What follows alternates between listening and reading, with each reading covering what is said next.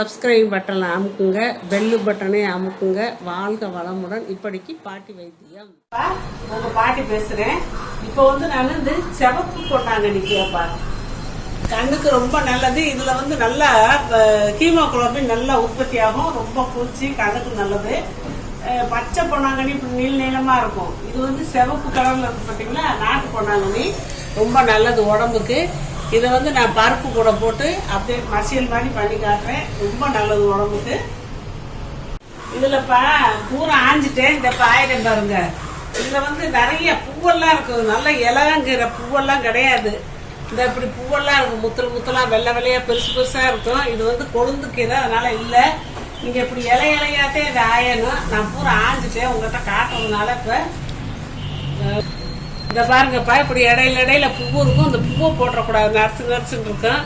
அந்த பூ இல்லாம இது ஒன்னொன்னு நிறைய இருக்கு. இதுல இது கம்மியா தான் இருக்கு. இது அகலமான பாத்திரத்துல தண்ணியில நிறைய தண்ணி வச்சு அலசணும்ப்பா. புழுப்பெல்லாம் இருக்கக்கூடாது. மஞ்சள் கலர்ல இருக்கும். அப்படி இதெல்லாம் நம்ம இருக்கக்கூடாது.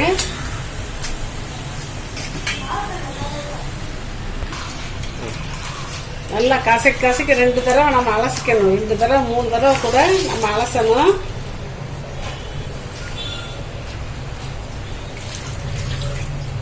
இன்னொரு தடவை நான் அலசி காட்டுறேன். ஒரு தடவை அலசியாச்சுப்பா, இன்னொரு தடவை நம்ம அலசிக்கலாம். கீரை நல்லா சுத்தமா இருக்கு. 2 தடவை அலசினாலே போதும்.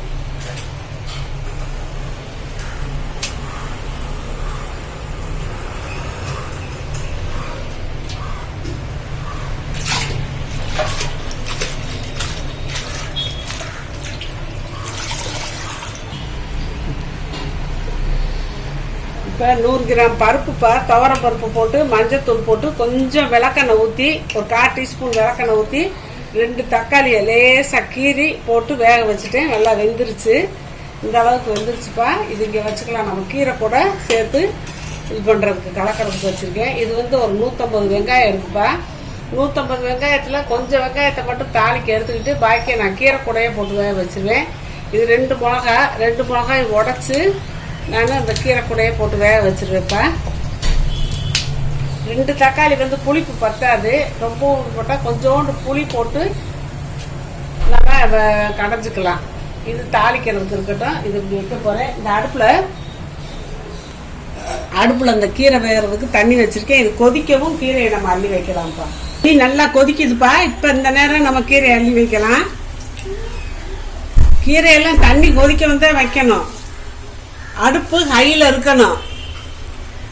மலம் கொதிக்க வைக்கணும். சும்மா சிம்மில் வச்சுக்கிட்டே நம்ம இருந்தோம்னா அது கீரை கடுத்து போயிடும். அது சத்தெல்லாம் மாறி போயிடும். கீரையை மட்டும் குயிக்காக வேக வச்சு வச்சிடணும்.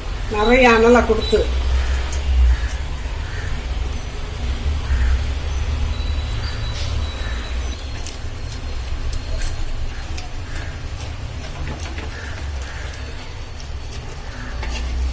இப்படியே அமுக்கி பரட்டி விடலாம்ப்பா.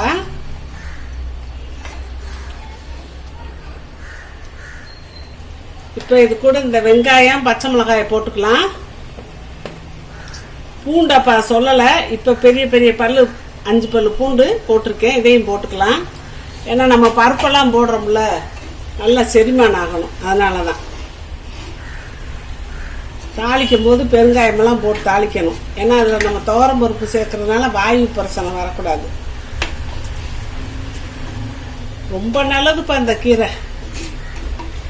அது டேஸ்டாகவும் இருக்கும். ரொம்ப டேஸ்டாக இருக்கும் இந்த கீரை. இப்போ கீரை எல்லாம் அமிங்கிருச்சு. ஒரு கொதிச்சு அப்படியே ஆவியெல்லாம் வெளியே போகும். நான் மூடி வச்சிருவேன். மூடி வச்சு ஒரு 2 நிமிஷம் வேக விடுவேன்ப்பா. கொதிக்கட்டும். கிண்டி இன்னும் கொஞ்சம் ஆவி போட்டு, இந்த ஆவியெல்லாம் போகுது இல்லையா, மேலே ஆவி போகுது பார்த்தீங்களா, கொஞ்சம் போட்டோம். ஆவியில் ஆவியாக போகிறது கெட்ட அமிலங்கள்லாம் இந்த ஆவியில் போயிடுமா. கீரையில் ஏதாவது கெட்ட அமிலங்கள்லாம் இருந்தால் போயிடுமா. அது போன பிறகு நம்ம மூடி வச்சு சமைச்சாதான் அந்த ஒரு கருப்பு நிறம் கொடுக்காது. பச்சை பசையேன்னு இருக்கும் கீரை. இந்த ஒரு ஆவி போட்டும்ப்பா.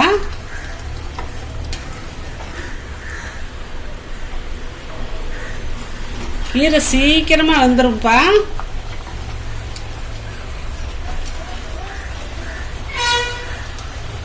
இந்த ஆவி கொஞ்சம் போயிடுச்சா, இப்போ நம்ம மூடி வைக்கலாம். மூடி வச்சு ஒரு 2 நிமிஷம் வேகட்டும். 2 நிமிஷம் ஆயிடுச்சுப்பா. கீரை நல்லா வெந்துருச்சு. இப்படி எடுத்து பிரட்டும் போதே நல்லா பூவாக தெரியுது. இப்போ வந்து இதை நம்ம ஆற வச்சுட்டு தான் மிக்சியில் போட முடியும்.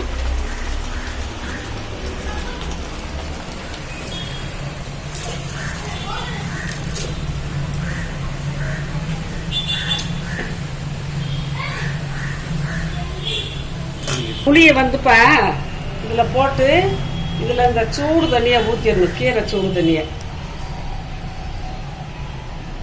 இதை ஊற்றிட்டா நல்லா சீக்கிரமாக ஊறிடும். ஊறட்டும். நம்ம இதை கொஞ்ச நேரம் ஆற வச்சுட்டு ஃபேனில் கூட போட்டு ஆற வைக்கலாம். ஆற வச்சுட்டு நான் உங்களுக்கு மிக்சியில் கடைஞ்சி காட்டுறேன்ப்பா. இப்போ வந்துப்பா கீரை ஆறிடுச்சு. இப்போ இதில் வந்து இந்த பருப்பில் போட்ட தக்காளி பழம் முழுசு முழுசாக இருக்குல்ல, தூக்கி இந்த மிக்சியில் போட்டாச்சு. இந்த புளி இருக்குல்லப்பா, புளி நல்லா ஊறிடுச்சு. சூடாக இருக்க தண்ணியில் அதையும் போட்டாச்சு. பருப்புக்கானது கீரைக்கும் பருப்புக்கும் தேவையான உப்புப்பா. கீரையில் வந்து ரொம்ப கொஞ்சம் உப்பு இருக்கும், அதனால பார்த்து நிதானிச்சு தான் போடணும். பத்தலைன்னா போட்டுக்கலாம் தான். இந்த உப்பு போடுறேன்ப்பா நான், சரியாக இருக்கும். நீங்கள் கொஞ்சம் பார்த்து குறைச்சி கூட போட்டுக்கோங்க, அப்புறம் போட்டுக்கோங்க. போட்டாச்சு. அப்போ 2 தடவை நம்ம இதை போடணும்ப்பா. இந்த பூண்டு எல்லாம் சேர்த்து, ஏன்னா மிக்சி பத்தாது, கீரை நிறையா இருக்குது.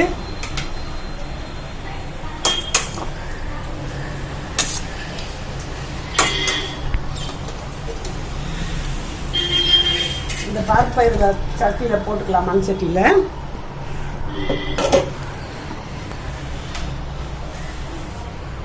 இப்போ ஃபஸ்ட் டைம் அரைச்சாச்சுப்பா.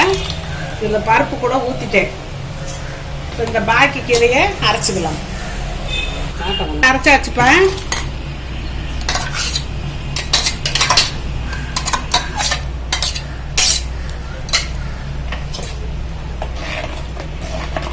சூப்பராக கீரை மசியல் ரெடி ஆயிடுச்சு. இதை தாளிச்சுக்கலாம். தாளிச்சாதான் இது நிறைய போகும். இப்போ நல்லெண்ணெய் 1 ஸ்பூன் ஊற்றிக்கலாம்ப்பா.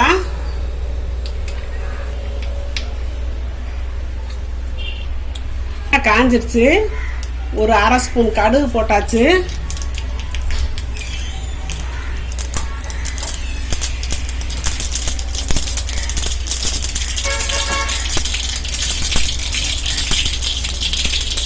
அரை ஸ்பூன் உளுந்து போட்டாச்சுப்பா.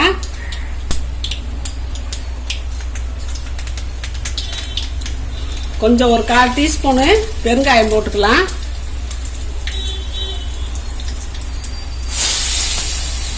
வெங்காயம் பொடியாக நறுக்கி வச்ச வெங்காயத்தை போட்டாச்சுப்பா. இதில் சீரகம் ஒரு 1/2 ஸ்பூன் போட்டுக்கலாம்ப்பா.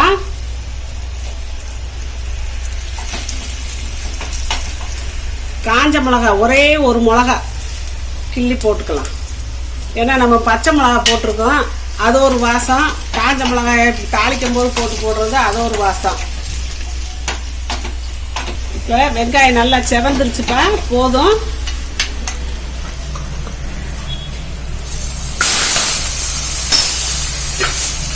கீரையை ஒரு நிமிஷம் மூடிடலாம், தாளிச்ச வாசம் போயிடும்.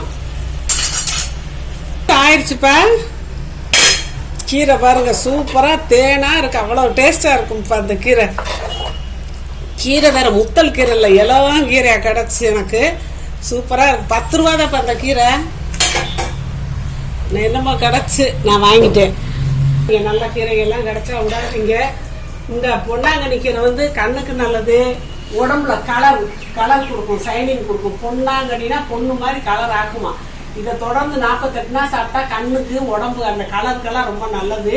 2வது இது வந்து செவத்த பொன்னாங்கண்ணியாக இருந்துச்சு. கீமோகுளோபின்லாம் நல்லா ஊறும், அந்த சிவப்பு கலருக்கே அந்த கீமோகுளோபின் நல்லா ஊறும். அதனால் நீங்கள் இந்த கீரை இதை போட்டு சாப்பிட்டோம்னா வேற ஒன்றும் கூட தொட்டுக்கிற தேவையில்லை. ஏதோ ஒரு வத்தலை வறுத்து வச்சா போதுப்பா, சூப்பராக இருக்கும். இனிமேல் இப்படி செஞ்சு சாப்பிட்டு பழைய சூப்பரான கீரை. வாழ்க வளமுடன். இப்போ நிறைய பேர்ப்பா நான் அவங்க கொஸ்டினுக்கு ஆன்சர் சொல்கிறோம்லன்னு கேட்குறாங்க. சொல்லிக்கிட்டு தான் இருக்கேன். நான் அதுக்குன்னு சொல்லி பார்வையாளர்கள் கேள்வி பதில் நான் போட்டிருக்கேன். அதை பார்த்துக்கோங்கப்பா. அதை பார்த்தீங்கன்னா உங்களுக்கு தெரியும். நான் வரிசையாக கேள்வி பதில் போட்டுக்கிட்டே இருக்கேன். அதில் போட்டு பார்த்தீங்கன்னா நீங்கள் கேட்ட கேள்விக்கெல்லாம் நான் பதில் சொல்லிடுறேன்ப்பா. அதை கட்டாயம் நீங்கள் பார்த்து தெரிஞ்சுக்கோங்க. சப்ஸ்கிரைப் பட்டனை அமுக்குங்க, பெல்லு பட்டனை அமுக்குங்க. வாழ்க வளமுடன். இப்படிக்கு பாட்டி வைத்தியம்.